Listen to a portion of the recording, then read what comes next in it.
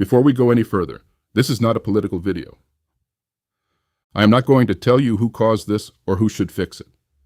Your party affiliation will not save you here. It didn't save the farmers in the 1980s. It didn't save the union workers in the 2000s.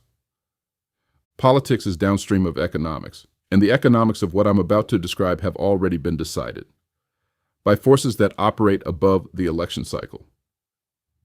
What I want to talk about today is what you can do about it. Specifically, practically, starting now. You've seen the Replacement Playbook, 3 plays, 1 sequence, documentation, platform, shadow. And if you watched that video, there's a good chance it did what it was supposed to do.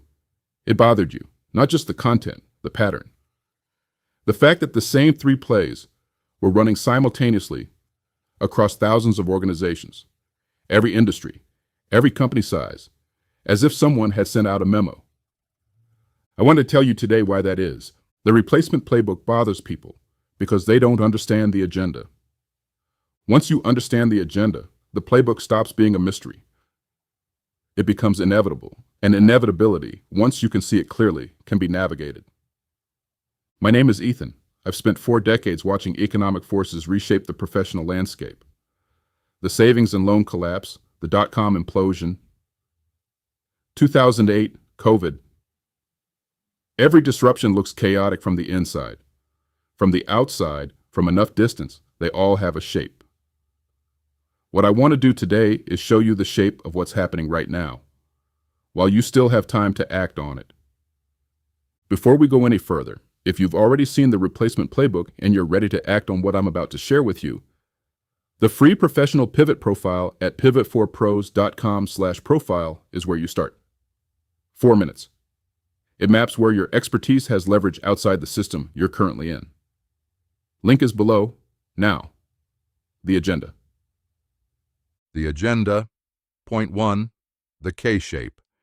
The global economy is splitting into 2 directions, moving in opposite directions simultaneously. Economists call it the K-shaped economy.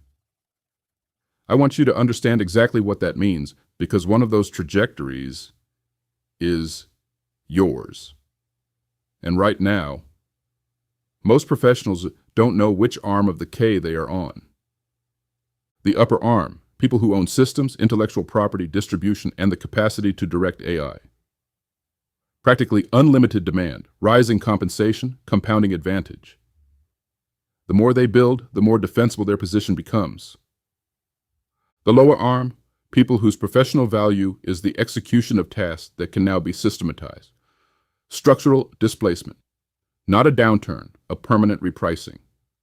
The work is not disappearing. It is being done more cheaply, at greater scale, by systems that do not require benefits, do not need performance reviews, and do not send emails at 6 in the morning to say they can't work today.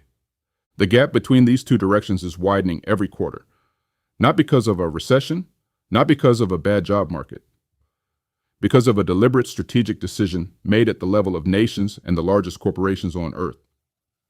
The West is facing intensifying competition from developing nations, countries that have trained sophisticated technical workforces capable of competing on knowledge work at a fraction of Western labor costs. The strategic response from major technology companies and the governments that depend on them is not to compete on cost. It is to widen the future technology gap permanently. For the Western world, that gap depends on artificial intelligence. The infrastructure required to build and operate frontier AI, advanced semiconductors, massive data centers, grid-scale power, is controlled by a handful of companies and, by extension, a handful of governments. This concentration is not accidental. It is the strategy. The United States alone has committed hundreds of billions of dollars to maintaining that infrastructure advantage. Major technology companies have doubled down on this play, even knowing that it widens the economic gap, not just between nations, but between the people who own and direct these systems and the working citizens of the very countries building them. The American middle class, the white-collar professional watching this right now, like farmers and factory workers, are becoming an acceptable casualty of the pursuit of global competitive dominance. Here is what I need you to understand about the K-shape that most people miss. It is not determined by intelligence, credentials, or effort. It is determined by ownership. A title is not ownership. A salary is not ownership.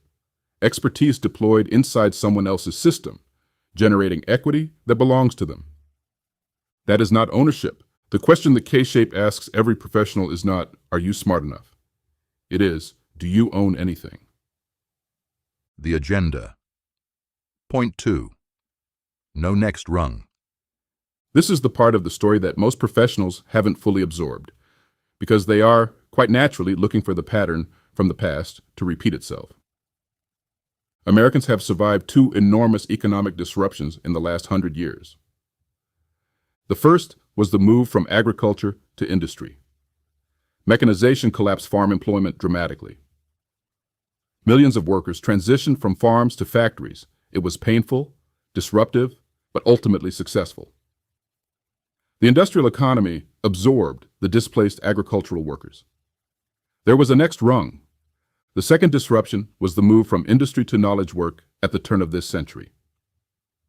Manufacturing automation and offshoring eliminated millions of factory jobs.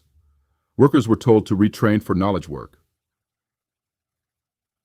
Service industries, finance, healthcare administration, management. The knowledge economy was large enough and expanding fast enough to absorb a significant portion of the displaced workforce. There was a next rung. We are now facing the third disruption, the move from a technology and information-driven economy to an automated economy. And the professionals who are looking for the next rung, who are asking, what do I retrain for? The way their parents asked when the factories closed, are going to find something that wasn't there before. Silence. There is no identified mass transfer occupation category in any major workforce study today. No sector expanding fast enough, with low enough barriers to entry, to absorb the scale of knowledge worker displacement currently underway.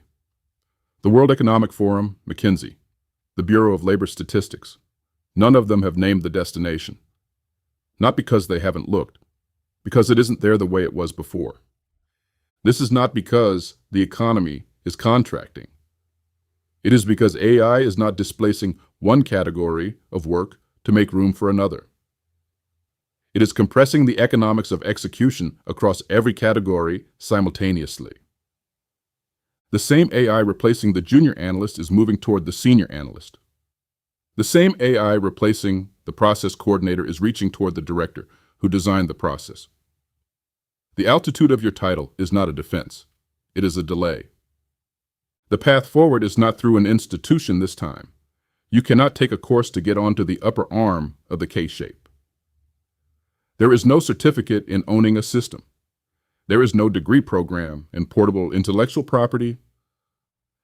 The upper arm of the K is not a job category. It is a structural position. And structural positions are changed not by acquiring new credentials, but by learning to building things that belong to you, while you still have the leverage to build them well. Which brings me to the third thing I want you to understand. The agenda. Point 3. The window is closing. The forces I've described are not going to reverse. I want to be direct about this because I think a meaningful number of professionals are waiting for the environment to normalize, waiting for AI development to slow down, waiting for regulation to reshape the landscape, waiting for someone in Washington to put the interests of working professionals above the interests of the institutions that depend on this technology for their survival. That is not the pattern of history, and it will not be the pattern here. The institutions with the most concentrated power in the global economy, major technology companies, the defense industry, the financial markets, and the political structures they fund, are completely aligned in their dependence on artificial intelligence. Not as a preference, as a survival mechanism. In the competition between nations, between corporations, between financial systems, AI infrastructure is now the moat. The country that builds it most aggressively maintains its position.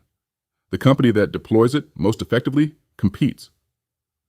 There is no lobby powerful enough to slow this down. There is no election that changes the underlying incentive structure. There is no regulatory framework that has successfully constrained a technology that's deeply embedded in the competitive architecture of nation-states. The genie is not going back in the bottle. What this means practically is that the window within which experienced professionals can make a deliberate, leveraged transition is finite, and it is narrowing with each passing quarter. The window I am describing is the period during which you are still employed, still connected to your professional network, still credible within your industry, still have daily access to the problems your expertise solves and the people who pay to have them solved. That window is the most valuable asset most professionals have right now. And most of them have not recognized it as an asset because it has always been there. It will not always be there. The Replacement Playbook runs on a timeline of 14 to 22 months from first play to outcome. The K-shape widens measurably each quarter. The window does not close with a dramatic announcement. It closes gradually, then suddenly. The meetings you stop being invited to, the metrics that start being tracked differently, the new platform that handles the queue when you are out, the analyst sitting in on your calls. And then one morning, before sunrise, before you've had coffee, an email arrives. The professionals who navigate this transition successfully are not the ones who saw it coming earliest. They are the ones who acted while they still had leverage, while they still had access, while they still had the choice to move towards something rather than away from something. Which brings me to what I actually want to leave you with today. The counterplay starts now. You have seen the Replacement Playbook. I have explained the agenda. Now I want to tell you about the counterplay. The counterplay is not optimism. It is not a motivational reframe. It is a structural observation, the same kind I have been making for 40 years. And the observation is this: the same forces that are running the Replacement Playbook have, for the first time in history, made it possible for a single, experienced professional with the right positioning to build something that competes with an institution. The infrastructure cost of independent practice has collapsed. Research, content production, client communication, delivery systems. What once required a team of 8 and a corporate budget can now be operated by one person with domain expertise and the right tools. AI is the technology being used against you. It is also the technology available to you. The edge is gained through AI, not over AI. The counterplay has 3 moves. They are sequential, and they work best when you start while the window is still open. Move 1. Position yourself as a valuable solution to one or more real problems. Not a job applicant, a solution provider. The distinction is structural before it is practical. A job applicant is dependent on an employer's decision. A solution provider has clients.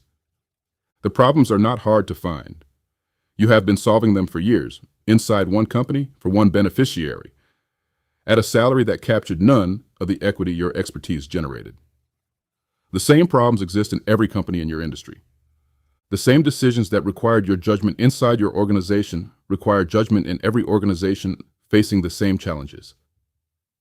You are not starting from scratch. You are redirecting what you already do toward an audience that extends far beyond the building you currently work in. This happens over 12 to 36 months, not overnight, not in a crisis. Alongside your current employment while you still have access and credibility to do it well. Move 2. Develop ongoing intellectual property related to your area of expertise. A methodology, a framework, a published body of thinking with your name on it, not content for content's sake, portable equity. The same expertise you have been deploying inside someone else's system, extracted, named, and owned. The professional who documented 14 years of operational knowledge inside a company built an asset she didn't own. The same professional documenting the same knowledge under her own name, in a form the market can access, builds an asset that compounds. The expertise is identical. The ownership structure is the difference. Intellectual property with your name on it does something a salary cannot do. It exists whether you are working or not. It speaks to a client you have never met. It establishes credibility in your niche before a conversation begins. And it becomes more valuable over time, not less, as long as you keep building it. Move 3. Use the same emerging technology to become known in the industry and niche you uncover. I want to address something directly. Many experienced professionals believe AI is for younger people, for technically trained people, for people whose careers are ahead of them rather than behind them. They are wrong about all three assumptions. AI collapses the cost of visibility, research, content production, and delivery. The professional who adopts it as a tool, rather than experiencing it as a threat, operates with capabilities that previously required a marketing team and a production budget. A single, experienced professional with deep domain knowledge and AI-assisted delivery can reach and serve a niche market at a scale that was simply not available to independent practitioners a decade ago. The 20-year veteran who knows more about a specific problem than almost anyone alive, and who learns to use AI to systematize, distribute, and deliver that knowledge, is not competing with AI. They are competing with every other expert in their niche who has not yet made that combination work. That field is not crowded, not yet. The survival formula is this: position yourself as a solution. Own your intellectual property, use the technology. Those three moves are the counterplay. They are available to you right now. They require no institutional permission. They do not require you to quit your job tomorrow. They require you to start while the window is open, while you still have the leverage that comes from being employed, credible and connected, building something that belongs to you. One more time before I close.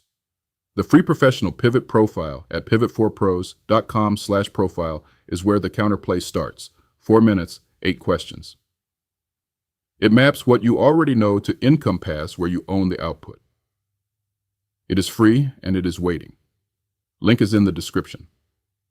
The agenda is not a conspiracy. It does not require a villain. It requires only that the incentive structures of capital point in the same direction for enough decision makers simultaneously. And they do. The K-shape is real. The absence of a next rung is real. The closing of the window is real.